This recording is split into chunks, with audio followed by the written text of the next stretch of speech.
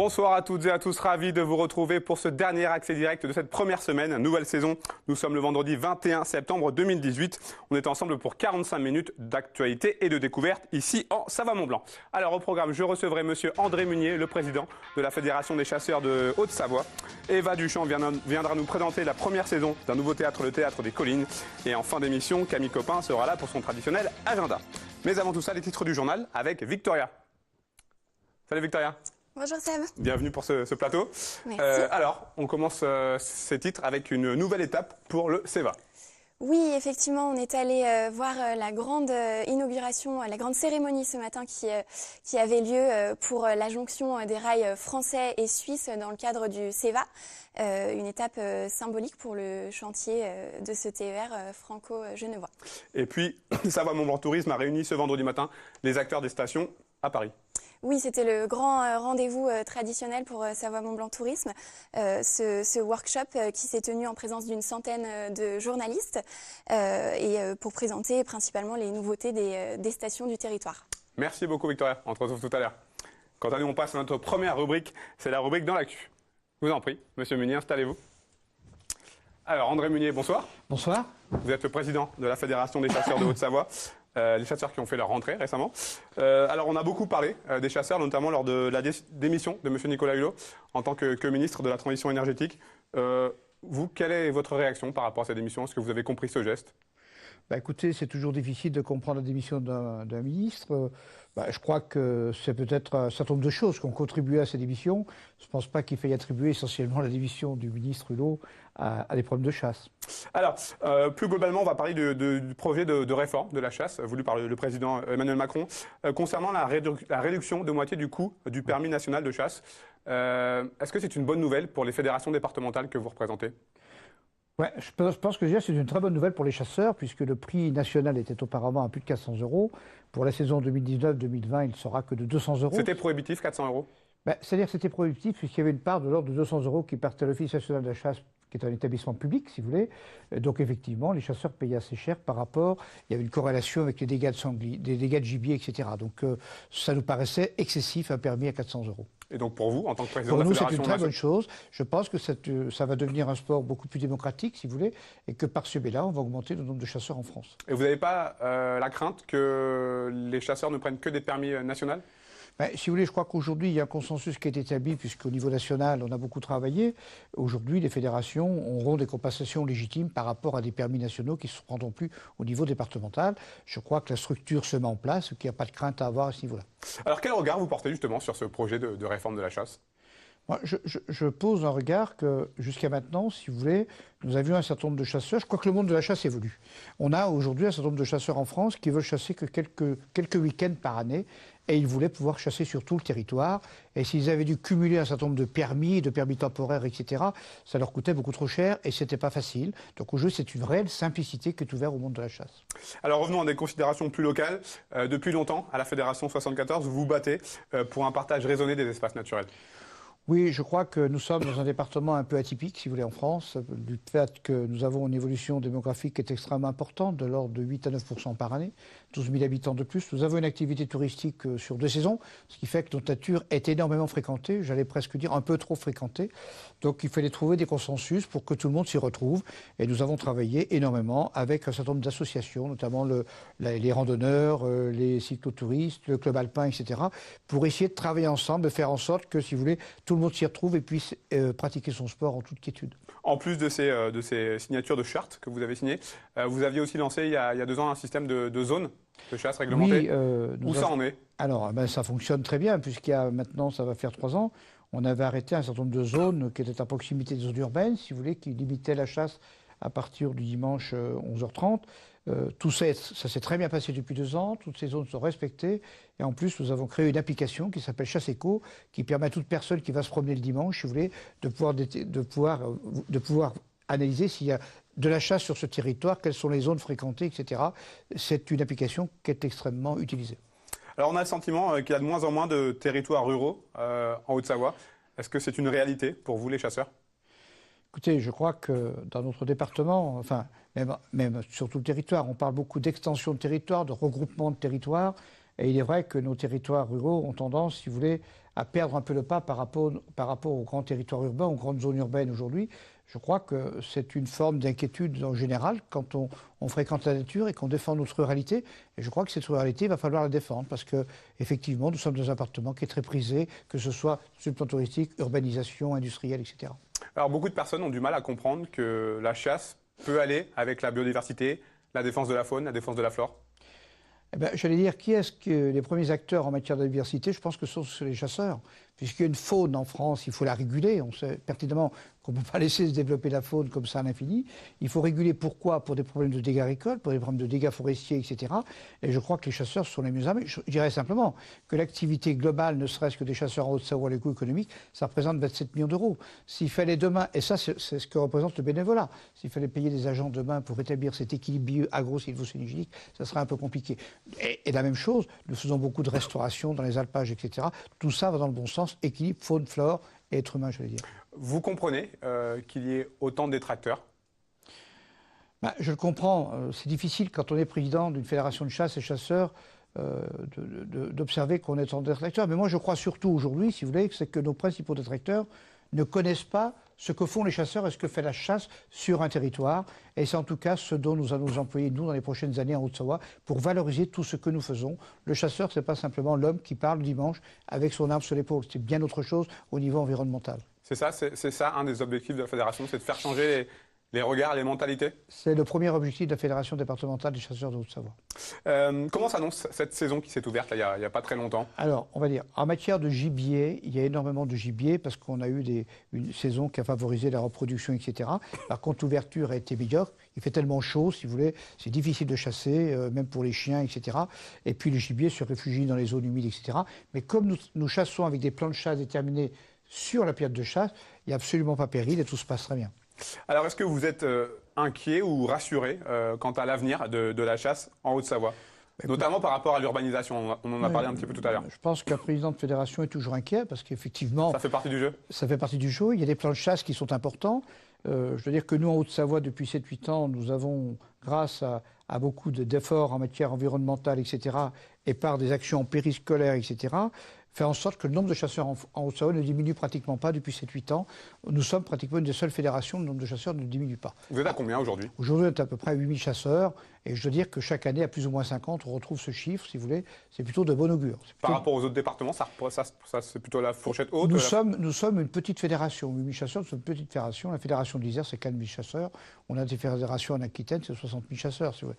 Donc, quand nous sommes petits, ça nous oblige à travailler, à réfléchir pour se maintenir et à se développer. Et justement, quels sont vos motifs pas d'inquiétude, mais au contraire, les motifs qui vous font espérer? Mais les motifs qui me sont espérés, j'ai l'impression quand même que l'image de la chasse en Haute-Savoie change un peu. Ça me paraît très positif. Deuxièmement, nous sommes très investis dans tous les secteurs ruraux et nous sommes aujourd'hui reconnus comme des acteurs. Et nous avons parallèlement créé une société, nous, qui est pratiquement aujourd'hui un bureau d'études pour tous les dossiers environnementaux, si vous voulez.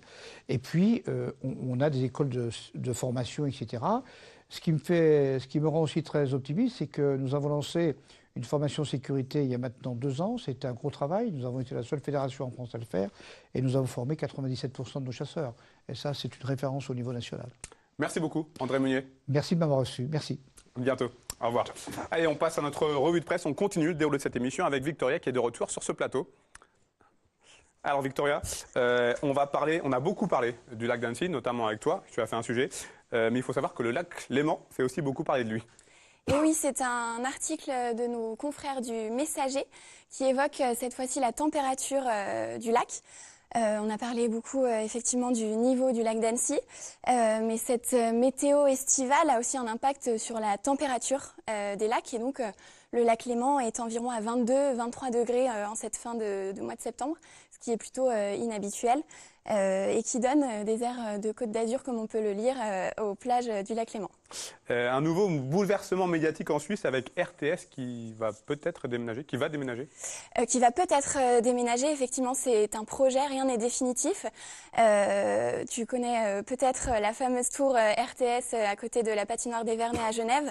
Eh bien donc la radio et la télévision suisse auraient pour projet de délocaliser son téléjournal et ses émissions d'actualité à Lausanne d'ici 2024.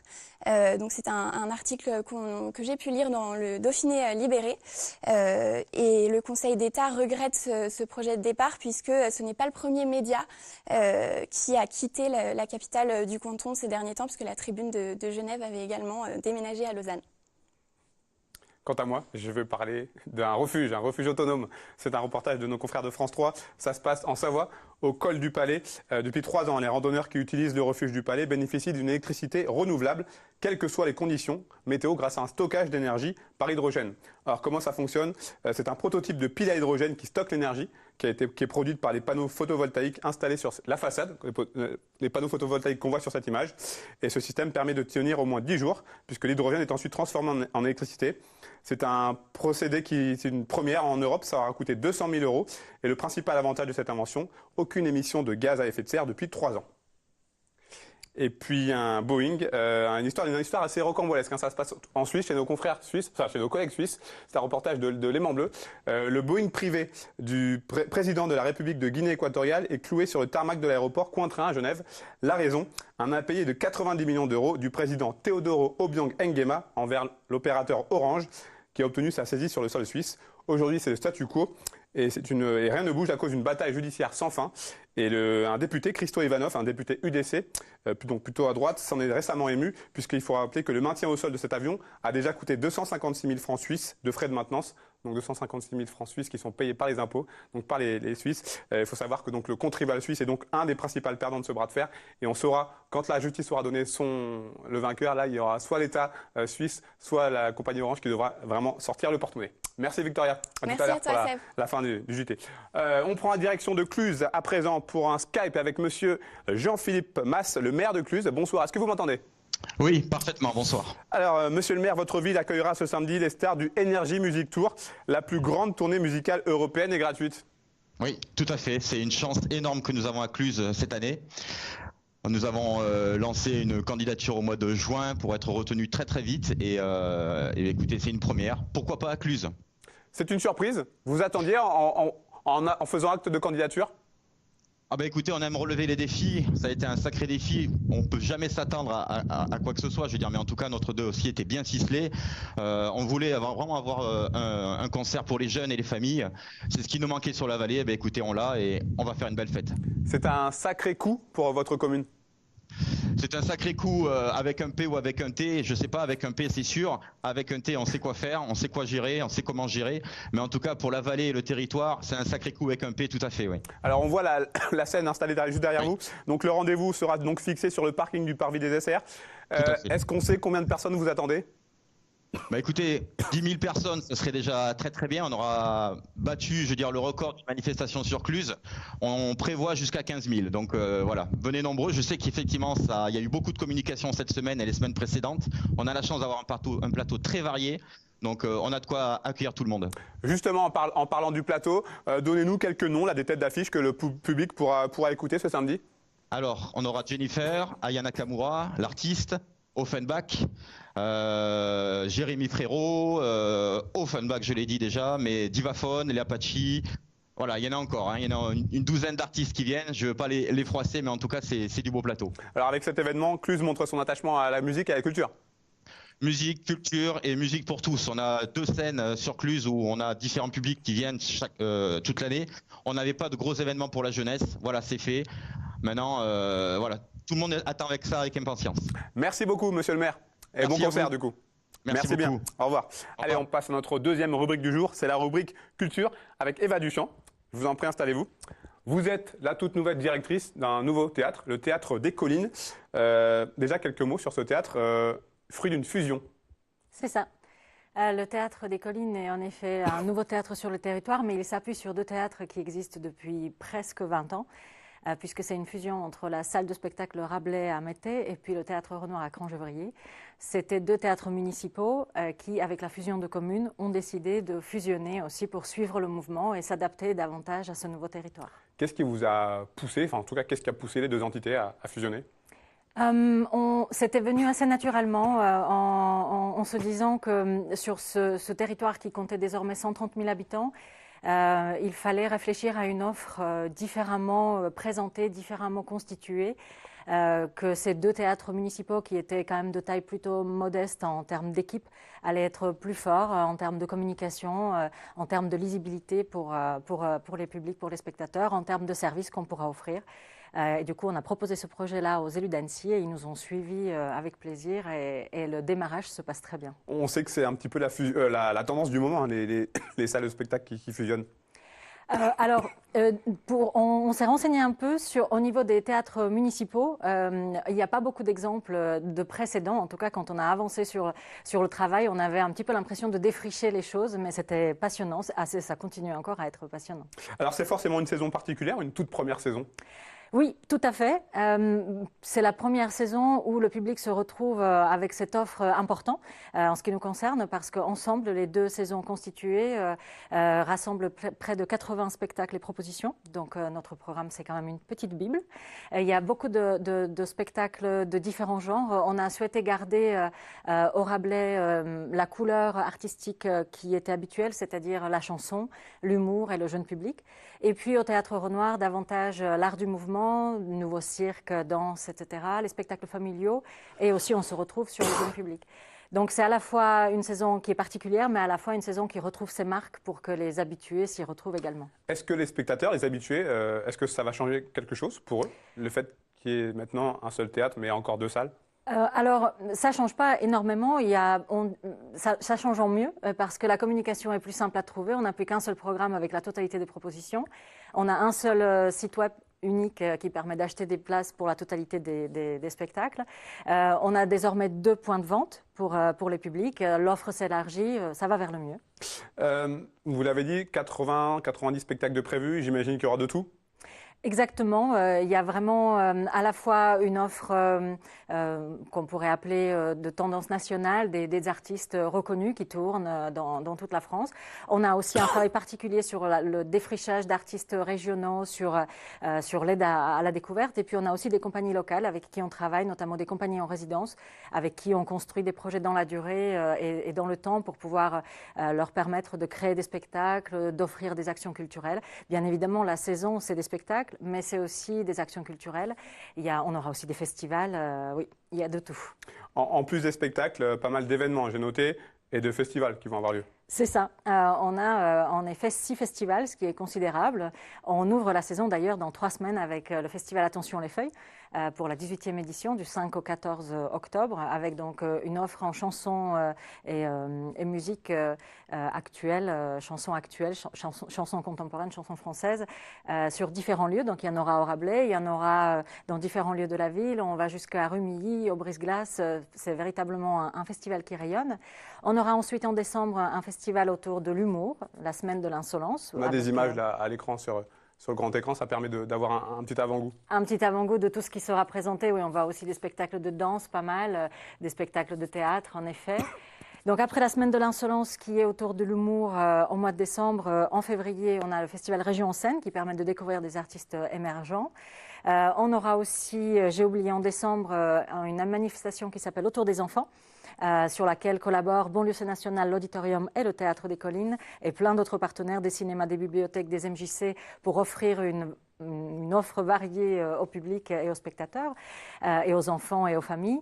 On aura aussi à l'été un travail sur une future saison estivale avec des offres en plein air sur ce nouveau territoire. Le fait d'avoir gardé pardon, ces 2 sites, Améthée et Accran, ça permet à chaque théâtre de garder son authenticité, son identité? C'était un peu une contrainte nécessaire. On ne pouvait pas les déplacer, mettre des roulettes pour se réunir. Et en effet, ça permet de garder 2 sites, de rester aussi dans 2 territoires différents et de garder en effet la ligne pour ne pas perdre nos publics et pouvoir se repérer assez facilement dans la lisibilité des choses. Vous l'avez un petit peu évoqué tout à l'heure. Vous faites la part belle aux artistes locaux et régionaux avec des accompagnements et des résidences pluriannuelles. Oui. En quoi c'est important de mettre en avant les locaux? Les artistes locaux, C'est disons, votre vocation? c'est pour un théâtre municipal, on se dit que oui, que c'est notre place. Dans une ville, on se réunit assez facilement autour des équipes de foot. Il faut aussi pouvoir se réunir derrière les artistes locaux pour les pousser, pour les aider à émerger. C'est important d'avoir des talents du coin, dans le coin, de pouvoir les faire grandir, de les accompagner. Et en effet, on propose aux artistes de se trouver dans des conditions de travail un peu plus confortables, de pouvoir se projeter dans le temps, d'avoir accès à un plateau pour travailler, par exemple, d'avoir une aide financière aussi pour monter des spectacles et de bénéficier de notre travail en réseau qu'on conduit avec d'autres théâtres dans la région pour pouvoir se produire, rayonner et sortir du territoire. Donc, en effet, c'est aussi le gage de la longévité du spectacle vivant, c'est qu'il y ait des spectacles qui se créent. Parce qu'à un moment donné, s'il y a toujours que les mêmes productions qui tournent, au bout d'un moment, le vivier va s'épuiser. Et donc, on a besoin d'être en soutien de ce travail-là. Un mot pour finir sur les petites conférences qui auront lieu le samedi matin. Oui, on a lancé ça l'année dernière et ça a très bien marché. Donc, ce sont mes petites conférences en direction des familles, encore une fois. On travaille avec ceux qui savent, on pourrait dire, voilà, des professeurs de philosophie, des enseignants de musique, des scientifiques. On les invite à venir sous un format très ludique et très interactif, parler pendant 45 minutes en direction d'un public, donc avec un langage qui est vraiment adapté, sur des thématiques aussi variées, comme par exemple cette année le cinéma d'animation, les secrets de fabrication, la botanique avec les secrets des fruits et des légumes, la philosophie avec la thématique de la liberté, et ainsi de suite. Merci beaucoup, Eva Duchamp. Merci et à du vous. coup, bonne saison, Merci bonne première beaucoup. saison avec le Théâtre des Collines. Merci. On passe à notre dernière rubrique, On fait quoi ce week-end? Je sais que vous l'attendez toutes et tous avec impatience après avoir écumé de nombreux festivals cet été. Camille Copin est de retour sur ce plateau. Salut Camille. Salut Seb. Alors on commence avec un premier événement, un événement assez original, une course d'autostop. Exactement. Alors voilà Seb, il faut savoir que l'Assemblée du Pays Tarentaise Vanoise a développé un réseau d'arrêts pour faciliter et sécuriser la pratique de l'autostop avec une centaine de points d'embarquement qui sont matérialisés par des panneaux facilement reconnaissables. Les conducteurs et autostoppeurs intéressés peuvent s'inscrire en mairie ou sur Internet pour recevoir leur kit de mobilité et être ainsi donc plus facilement repérables. Et pour promouvoir ce dispositif, donc l'équipe d'animation du réseau Pouce organise cette année pour la deuxième fois une course d'autostop. Effectivement, je trouvais cet événement très original. Le départ se fera ce samedi 22 septembre sur la place du Château d'Aigueblanche dès 8h30. Pour les modalités, la course se fait par équipe de 2 avec pour objectif de réaliser du coup le plus vite possible un parcours défini en utilisant les arrêts du réseau Pouce. L'inscription est possible par mail aux coordonnées qui sont affichées en bas de l'écran. C'est gratuit et ouvert à tous à partir de 16 ans. Et à noter que seulement 15 duos pourront y participer car cela demande pas mal d'organisation. Donc si vous êtes intéressé, c'est le moment de contacter Anouk Roudet. On reste en Savoie du côté des saisies avec une course de vélo. Voilà, toujours en Savoie. Demain, samedi 22 septembre, est organisée une journée 100% filles où le mot d'ordre sera de se faire plaisir. À cette occasion, un forfait sera offert donc à toutes les filles pour accéder aux pistes du domaine. Il y en aura pour tous les niveaux. Nouveauté de cette année, il y aura des sorties gratuites encadrées par des moniteurs diplômés pour bien maîtriser la discipline si on a envie de tester l'activité sans savoir trop par où commencer. Différents défis en binôme seront également mis en place pour le côté convivial avec de nombreux lots à gagner. Rendez-vous à la caisse des remontées mécaniques au pied du télésiège de la Légette et les infos sont inscrites en bas de l'écran.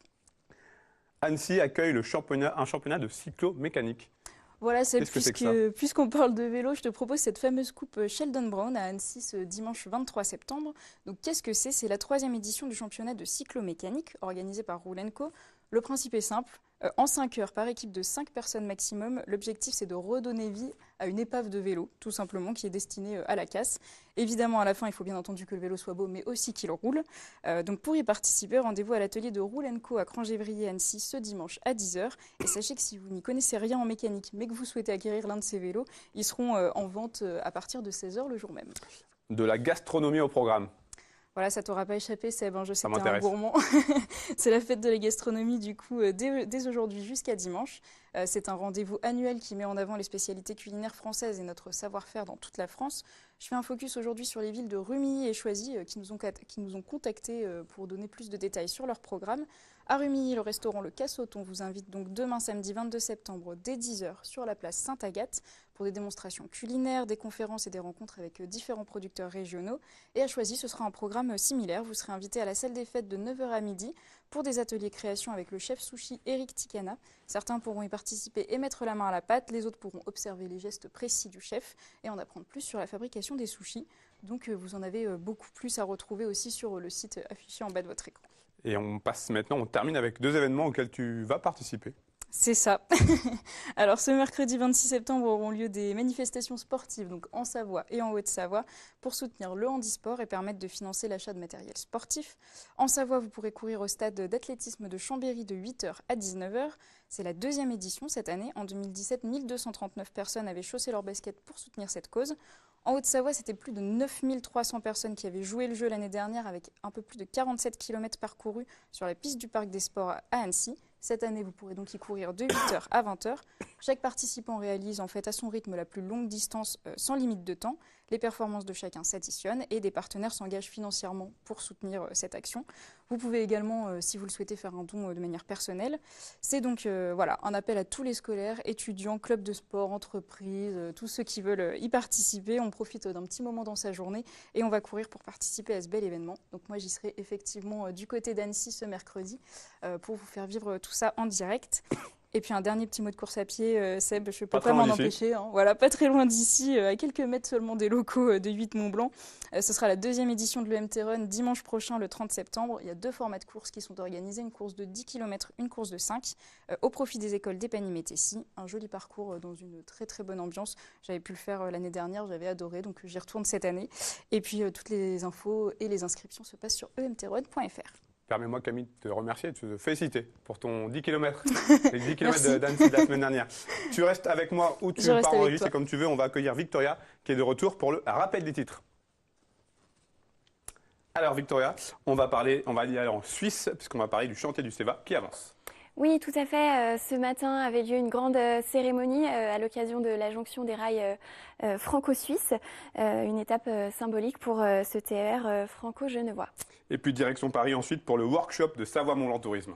Oui, c'était le traditionnel rendez-vous de la rentrée avec plus d'une centaine de journalistes qui étaient présents pour découvrir principalement les nouveautés des stations pour cet hiver. Merci beaucoup Victoria, on se retrouve juste après cette page de pub pour le journal donc présenté par Victoria. À tout de suite.